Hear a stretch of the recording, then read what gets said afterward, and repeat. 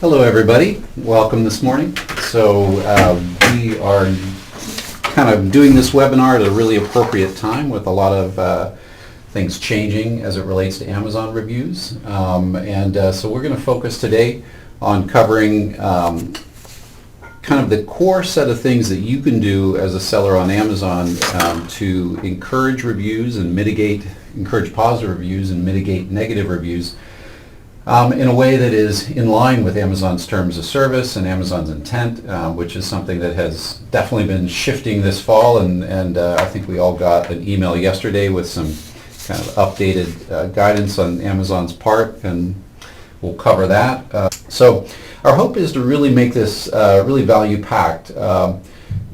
We've been selling on Amazon since 2009, and I've really tried to take an approach that is kind of in the interest of customers and in the interest of Amazon, in what things we do and don't do, and especially with the recent changes in review policy. I think navigating that has gotten trickier, and kind of getting back to basics is and thinking about the customer's interest is the way. And so that's what we're focused on and hope to communicate here. Well, that's it. And so let's go ahead and get started.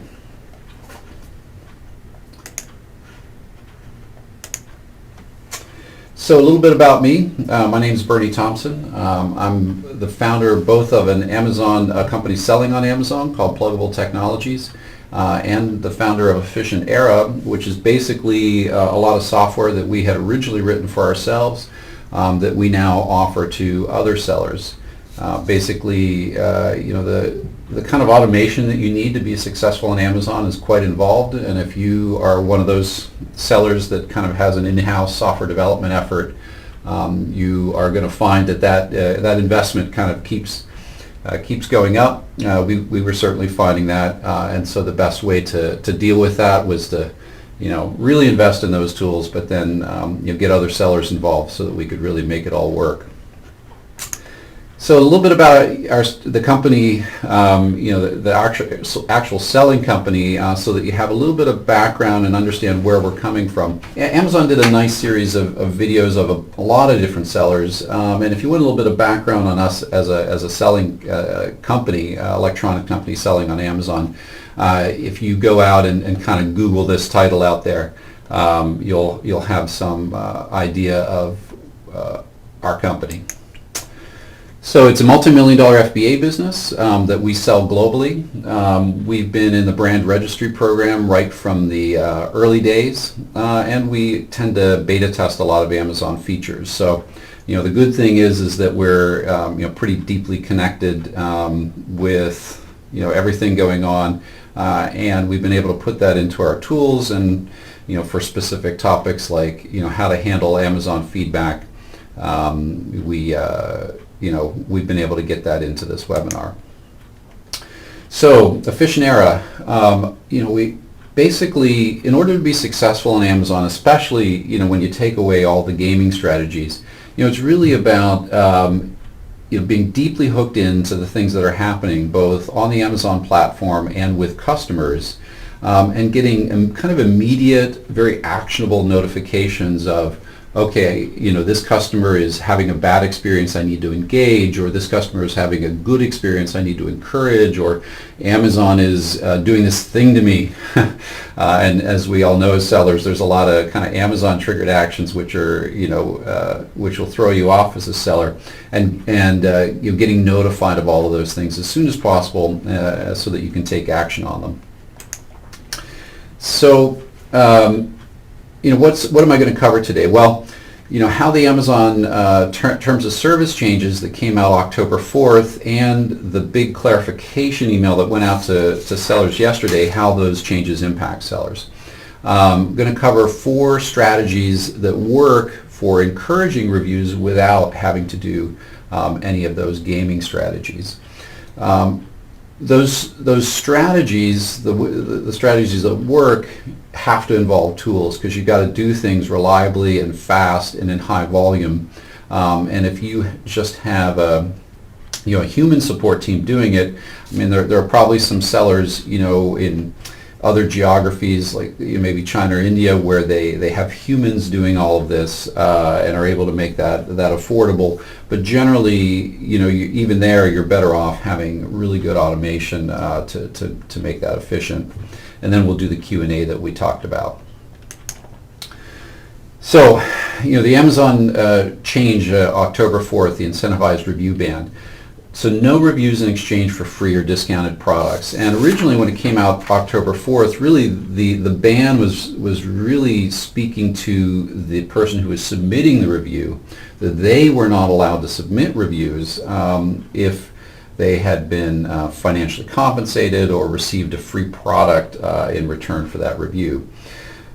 The email that a lot of us got yesterday detailing things kind of more from the seller perspective and laying out conditions in which seller accounts would be suspended, are kind of the other half of that. They're our side, the seller side.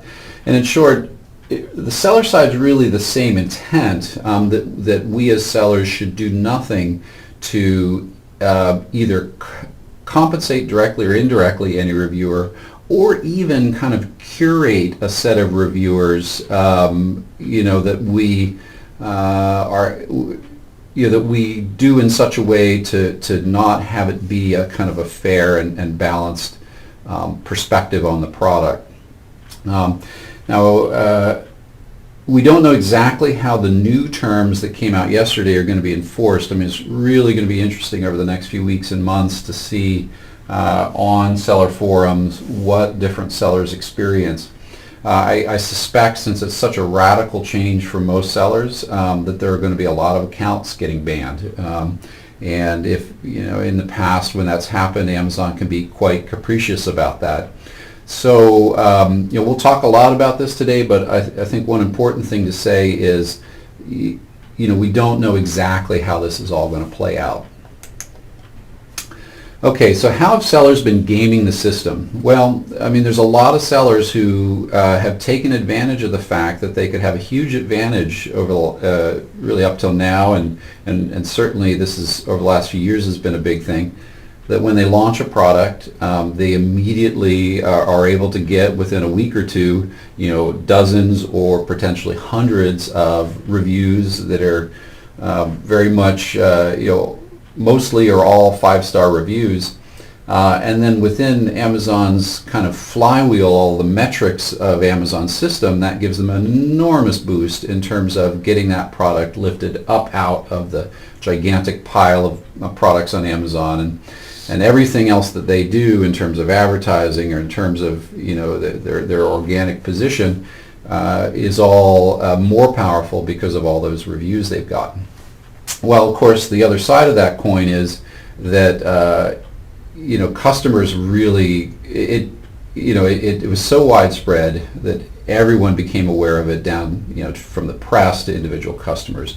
And clearly, this is not in customers' interest. Customers could no longer trust that when they were looking at the star rating for a product or even looking at individual reviews, that they actually reflected real experiences and a real kind of insight into what the product was good for and not good for, and the quality of the product. So, the changes that have been happening this fall are kind of inevitable and good changes. Now, they're going to be really painful for us sellers, and we're going to have to find our way through it. But we do have something to go back to, and nothing Amazon has said is kind of out of the line of this, which is that we do things which are in the customer's interest and which are in Amazon's interest. And the good thing is that there's good strategies, that stick within that realm. In addition to all the sellers, doing this over the last few years, it's been, so widespread that there's just an enormous number of services that popped up to allow sellers to pay a company to go find a bunch of reviewers for them, give out a bunch of free product to those reviewers, and get all these reviews. All of these companies are having to rebrand to stay compliant. Most of them are rebranding to be kind of just pure promotion companies. They don't say or do anything about reviews. They're just a way for you to basically give away free or discounted product to get some metrics started on Amazon. Don't know how that'll all work out for them. Our efficient error tools have never had any component like this. So we're not in this space. We're only in the kind of alerts and emails and notification space. But it'll be interesting to see, kind of how that works out. And one piece of advice if you're using these services is be careful, because certainly Amazon's paying attention to them. So, there are still ways to game it, right? Well, yeah, so that's the interesting thing about the email yesterday. One of the things I think a lot of the sellers who, really want to comply have worried about is sometimes when you have a crackdown and you say, well, these things are not allowed, you can have an effect where the good people go do the right thing, but it actually makes it more powerful for people who are willing to game the system, because they can gain an even bigger advantage if they are, kind of the only ones doing it. So I think what Amazon's trying to do, and that's reflected in the email yesterday, is make sure that sort of effect doesn't happen. They're clearly signaling that they are going to be fairly aggressive about enforcement against sellers, and they're looking at a kind of a wide set of things. Now that does make it tricky for even us sellers trying to do the right thing, because as we know, Amazon can be capricious, and we can do things that are innocent that flag some bot at Amazon, and frankly it's usually bots doing the actions, scripts and AIs, that trigger an action against us even though we had good intent. So I think the important thing to say here is, anything that you do that is kind of not in the customer's interest is short-sighted, and is really kind of ramping up your risk. When push comes to shove, and there's an event that occurs with Amazon where Amazon maybe takes some action against your account, if you can really put together that argument that's pretty comprehensive, that says, hey, we were trying to do the right thing, we were trying to have everything be aligned with the customer's interest. I think that's a key element to anybody who wants to be in this for the long term. So in the original October 4th email or announcement that Amazon had, they kind of pointed at the Amazon Vine program as the way now to get around the cold start problem, the problem that when you launch a product on Amazon and it has no reviews, it won't get any sales, and therefore, if it won't get any sales, it won't get any reviews. So unfortunately, that was kind of a little bit of a red herring on Amazon's part. The Amazon Vine program is only available on Amazon Retail, where you wholesale items to Amazon and give up a lot of control that a lot of have been the key to kind of what's made Marketplace successful. And it's a paid program that costs up to $2,500 per SKU, which may get. Amazon Retail also has these kind of marketing budgets that you got to commit to, and that can be part of the offset for those. But basically, it's a pretty expensive program. But more importantly, it's just simply not available to you if you want to sell direct on Amazon. So a little bit of a red herring, and Amazon hasn't yet announced really how marketplace sellers can use an Amazon system to get over that initial catch-22. But we will talk about a couple strategies here that mostly focus around content marketing that we've found to be effective. So what about the cold start problem? Well, it is absolutely true that if you launch the best product in the world on Amazon at the best price and do nothing else, that product will sit there at the bottom of the Amazon catalog and will never be seen or purchased by anyone. It's that simple. If you do not have a strategy to drive traffic to that product, whether it's the best product in the world or an average product, if you don't have that strategy, nothing's going to happen on Amazon. So you have to look at all of these different things, promotions on Amazon with discount codes and cross promoting. Buy this product, consider this other, get a discount on this other product. Lightning deals. Now, Amazon's new system this fall with lightning deals they control which lightning deals are available to sellers to offer, and they will very often not give you that opportunity to do a lightning deal on a new product. So in theory, lightning deals could be a great solution to the cold start problem. In reality, they may not be available to you. Sponsored ads, great way to do it. A lot of people previously only wanted to start sponsored ads once they had a compelling ASIN with reviews, so that their metrics that they generated through sponsored ads would, kind of reflect a high conversion rate and everything. Given everything that's changed, it's probably the best advice to start sponsored ads immediately, even though your initial metrics are going to be a little worse because the ASIN doesn't have any reviews. You just need it to get that initial traffic going. And then brand building of all sorts, that basically there's an awareness of you, your company, and your products outside of Amazon, on YouTube, on Facebook, in the press. And any of that sort of traditional brand building and internet brand building will help you build an audience that you can kind of drive to each of your new products as you launch them. Okay, so what are the 4 strategies that we've used and that we have tools to support that work and work sustainably and don't run afoul of any Amazon rules? So number 1 is encourage positive reviews. Okay, easy to say, but how do you do it? So the biggest thing is email automation. You want to basically identify when customers are showing evidence of having a negative experience and do as much as you possibly can to help that customer, to treat that, even though they may not have actually actively come to you, you treat it as a customer service incident and you help them before they write a negative review. And you want to be proactive about sending information out to customers and identifying customers who might have be having a positive experience, and encourage them to share those experiences in the form of a positive review. And you've got to do all of this in a way that is not annoying to customers or is not, kind of violates the customer's interest, because that's where you will start getting into potentially trouble with Amazon. So a lot of companies out there offer these sorts of tools. We offer tools which we think are really good and have been built around our scenario, that basically just have event-based follow-up email campaigns. So for Pluggable, our actual selling business, we will send just a single email per order that a customer orders, and we'll actually, our tools allow a lot of different options, but we choose to send that email after the item has shipped and before it arrives to the customer. And our tools allow you to get an email out in that window.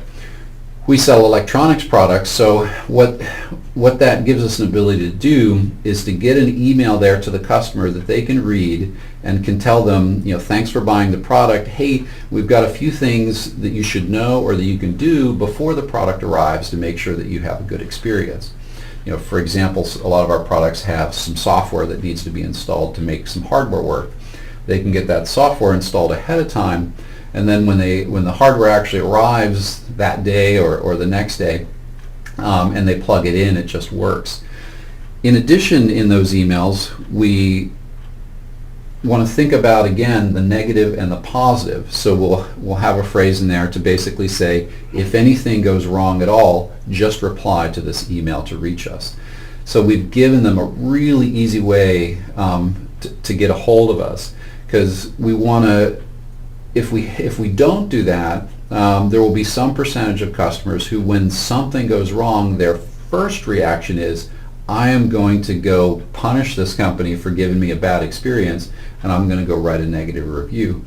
Whereas if we've made it very easy to contact us, they're less likely to do that. They're more likely to get our help and then actually have a great experience. And then the last thing we do in the email is we say, that your experiences with the product, what you actually do with it, is really important information for other customers in the future. And after you've had a chance to use the product and get familiar with it, we'd love to have you share those experiences. And we give a link to do a review. we send that same email for Pluggable regardless of kind of who that customer is, which is probably one way to stay on the good side of even the the Amazon terms that went out yesterday. We don't try to distinguish between different customers. So we basically done three things. We've provided extra technical and support information so that they have a better product experience. We've provided a way, if they're having a negative product experience, to contact us directly and easily. That's much easier than writing a negative review, and hopefully we can solve their problem. And we've encouraged that positive review. Basically, we want positive reviews and we want to mitigate negative reviews, but most of all, we want just a lot of reviews, because ultimately the biggest danger to any ASIN is that it sits there with no sales and no reviews instead in the water. So simply encouraging a higher volume of reviews is a positive in and of itself. So our tools not only allow you to create these campaigns and everything, but also track them. You can see the number of emails sent, and that's kind of across all geographies, and we handle not just the US, but also Europe and Canada and Japan. And we allow you to do kind of pretty emails in terms of having HTML email themes and potentially different campaigns per product that either go out at different times or have some different rule sets available to them. Our own selling business actually kind of has a simple rule set with a minimal number of emails going out. So here's an example of what that looks like in terms of triggering a couple different events that you can trigger off of, and then a delay in days off of those events, so that you can control and you can have multiple campaigns per an ASIN or per SKU, so that you could have multiple emails going out. Again, in the theory of not pestering customers and not doing things that are outside the customer interest, we choose to just have a single campaign per ASIN, but our tools allow a wider set of options. This is what the email editor looks like. You have a campaign, you have a theme that kind of sets the look of it, and then simply an email title and body.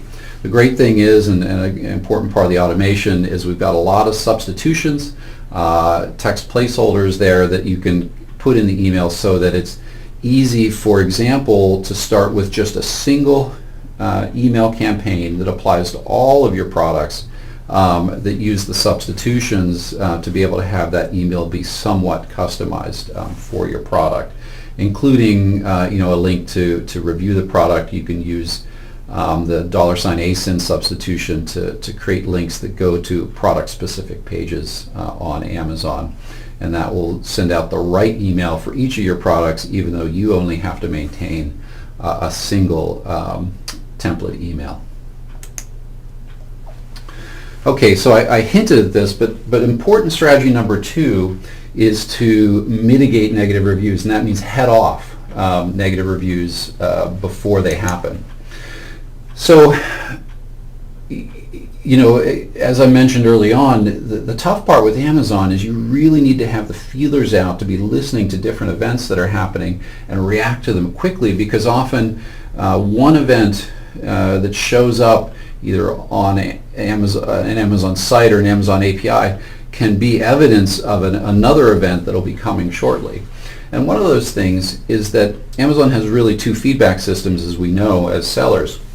There's seller feedback, which is intended by Amazon really to be feedback on the order and the shipping experience and not really on the product. And then we have product reviews. And buyers often don't know the difference between these two, and Amazon tends to prompt more for seller feedback from people and less for product reviews. So what we want to do is we want to turn seller feedback, whether it's positive or negative, into a way of encouraging positive reviews and discouraging negative reviews. So negative feedback, negative seller feedback often is a precursor then to writing a negative review. So what you want to do with negative seller feedback is you want to treat it very seriously as a customer service incident. and get on that and get a reply to that customer before they then go create that longer negative product review. So what our tools do is they keep track of the negative reviews and give you the ability to funnel those, or negative seller feedbacks, and give you ability to funnel those to an email, which then can go into your ticketing system.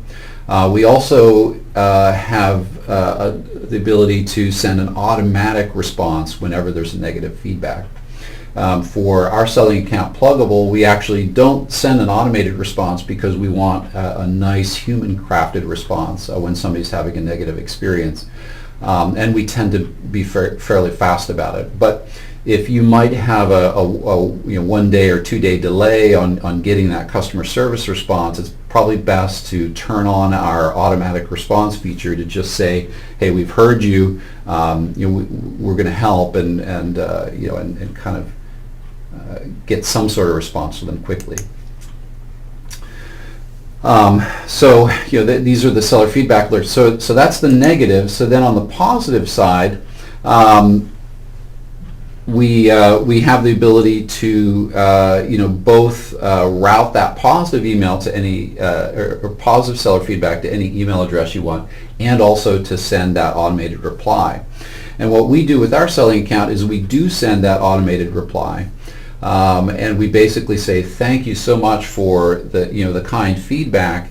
We'd love, as you use the product, we'd love to have your experiences in a product review. And then with our substitutions, you're able to put in that product-specific, create a review link.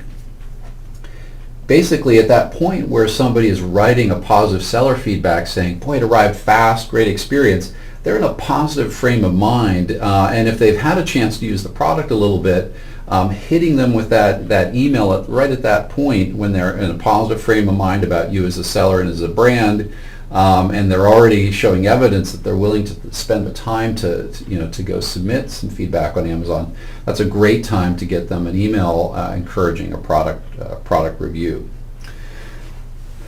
So then we also provide a lot of metrics where you can track all of how many seller feedbacks have been coming in and what the average review rating is. You can look at each of those and connect up with the orders that associate with those seller feedbacks.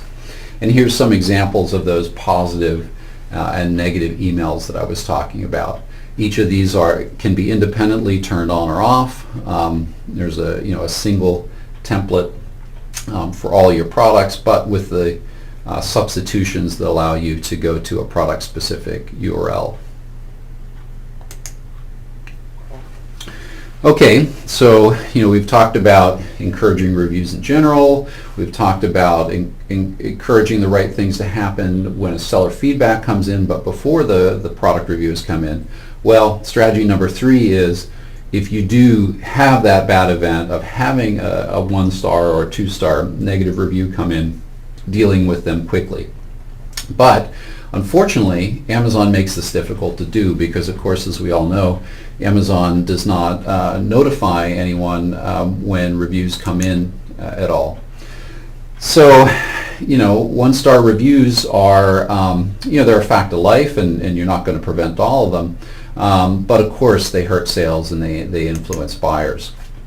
So you want two things. You'd wish for 2 things. You'd wish to know, when reviews come in, positive or negative, but we're talking about negative here.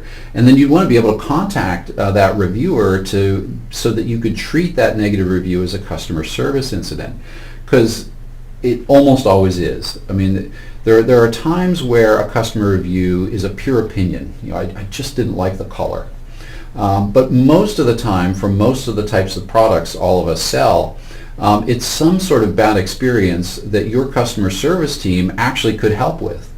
And Amazon doesn't make this easy. They don't make it easy to treat a negative review as a customer service incident where you can kind of reach out and help them. So our tools are all focused around trying to do that. So as soon as the negative review goes up, we send you an email. And if that review came from somebody who ordered the product since you joined Efficient Era, we then can actually match what order number that review likely came from. And then of course once you have the order number, you can go into Seller Central and you can reach out to that customer and treat that as a customer service incident, help them, and potentially turn around that negative review. So what does this look like? So the customer writes a review kind of here at the top. We then notice that and send you an email, and in that email we'll have both the review link and that order link that that review likely came from. Basically that customer had ordered from you. And then from that review link you can go there to the Seller Central page for that order and contact the buyer. So for our selling account, we take these negative product review emails that come from our tools and we send them straight into our ticketing system. So then we're able to assign that to an agent. That agent is able to look at the negative review, kind of untangle what went wrong, whether there's anything there that we can help the customer with, and then reach out to the customer to say, I'm sorry for that bad experience.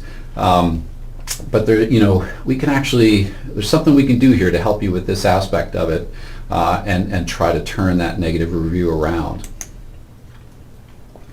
So in addition to the kind of email notification, also on the Efficient Era site, we have a notifications area where you can look at all the reviews for your product. And if you look at the bottom right-hand corner of the screenshot here, you'll see in blue, orders 1. You can see and click through to all the orders that particular reviewer have done with you. Now again, if these are only the orders since you joined Efficient Era and that they actually ordered from you. If you distribute your product widely and there's lots of different people selling your product on Amazon, or if it happens to be one of those weird orders that went to Amazon warehouse deals or something, then that's not an order from your selling account and we will not be able to connect it up. Or of course, if it's not actually an order at all off Amazon, if it's not an Amazon verified purchase, then we wouldn't connect it up. And here's again the order details page we all know on Seller Central, where you can then contact the buyer once we connect you through.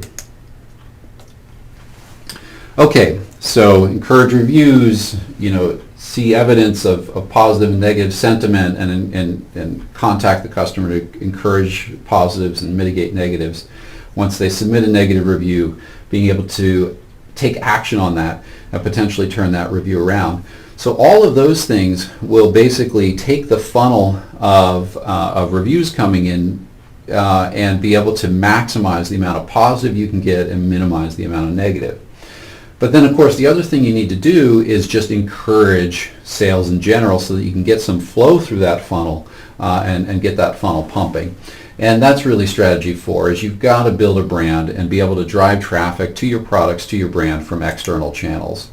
So very often customers don't just want an item. They want an experience, or they want more information than they would be able to get on Amazon. And it's all of that kind of content around experience and information and compatibility that you want to use to build a brand outside of Amazon that's substantial, that is built on giving customers additional value that they actually want, as opposed to just kind of saying buy this, buy this, buy this. That sort of brand strategy, pure promotion-based strategy works for some people, but the more sustainable long-term strategy is that you're giving them valuable information and content that kind of supplements the product. So create a blog, build a YouTube channel, be on Facebook. Really in a sense. Modern keyword-based advertising, where you're able to put a product or a piece of information in front of a customer at just the moment they're looking for it, absolutely falls under this too. But basically, this will allow you to build a company selling on Amazon that has a strength that is greater than any of the individual products that you sell, because you're building a brand and you're building an audience. Use social media, Pinterest and Twitter. Pinterest is great for visually oriented products. Twitter is good. certainly if you have anything that is in the political realm that you're selling, Twitter would probably be the perfect place to put that today. Run Facebook ads. This is a real world example of a bump from a Facebook ad showing that you're able to take a relatively low selling product and have a meaningful impact on that.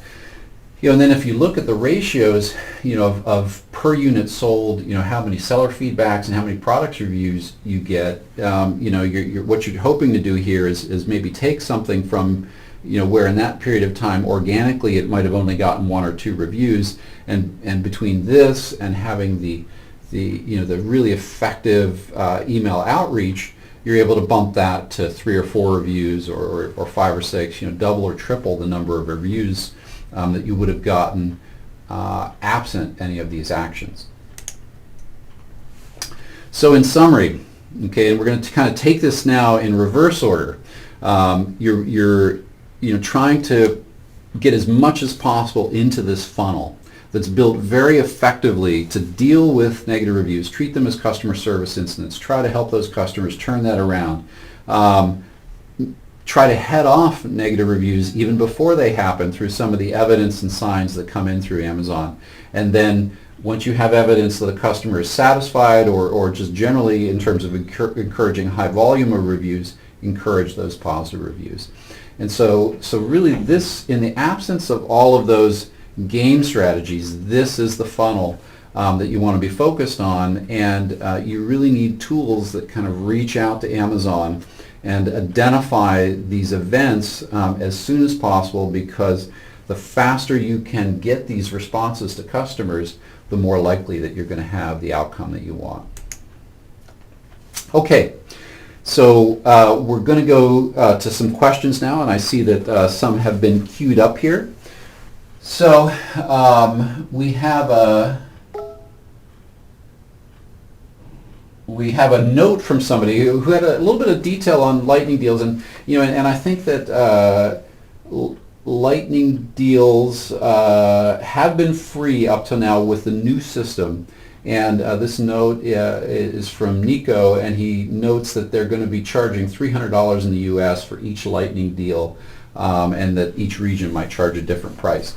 So that's really interesting, and thanks, Nico, for mentioning that. We are, that as the different costs of these different strategies for encouraging and getting over that cold start problem change, that changes the emphasis. Okay, Jerry had a question. Are product review email notifications generated for product reviews regardless of which seller or only my sales transactions? Okay. So you will get a notification of every single product review, regardless of where the person bought the product. If it's a review that shows up on Amazon, you will get the notification. However, you'll only be able to get the matching with the order that review probably came from if it was an order from your account. So review notifications 100% of the time, 100% of the reviews. Buyer review matching only for the orders that came from your selling account. So I hope that answers Jerry's question there. And then Jerry had another one. So on the email automation, if we want to follow up a second time, if a customer has not generated a review, does your system know not to send a second email if the customer has already submitted a review? And our system does not do that currently. However, that feature is on our list. Part of the reason why we hadn't done it yet is because we ourselves only send a single email, and so the software originally comes from our needs. But we know that this is a common request of customers. So if you're interested in this feature of not sending second and third emails if that customer has already submitted a review, just email us at support@efficientera.com, and we will let you know when that feature is available, because it should be available fairly soon. Okay, great. Nico was putting in a short note. He was trying to let us know what the Canadian cost was. It's great that he's checking out the cost of lightning deals in some of the different geographies. If anyone else has any other questions, please feel free to kind of put them in chat. Okay, so we have a question here. What can I do with a product stuck that has a low star rating now that of course makes it harder to acquire more reviews? Okay, so this is kind of the nightmare scenario, right? I mean, you've launched a product and, in the absence of any system for helping to get the first few reviews on a product, even a product that might naturally have gotten like a 4-star average over time, well, there's a certain chance that that first review that you get is going to be a 1-star review. In fact, it's probably a higher chance than anything else, just because when a product's kind of sitting there with no reviews, it's very vulnerable, and sometimes you get really customers who want to have an impact, maybe in a negative way is just as well as a positive way. And if they had a bad experience, they can really have an impact on your product in terms of making sure that it doesn't sell. If they're the only review on the product and it's 1 star, you're not going to. It's very difficult to get the further organic sales then. Okay, so there's a few things that you can do. I mean, one thing is obviously that if you're notified of that 1-star review right away, you can craft a reply to that customer, which will at least maximize the chance of getting that 1-star review changed. That's probably 2 aspects. I mean, one is whatever is the real reason that they had a negative experience with the product, that you take that seriously and really treat that as a customer service incident and try to help them.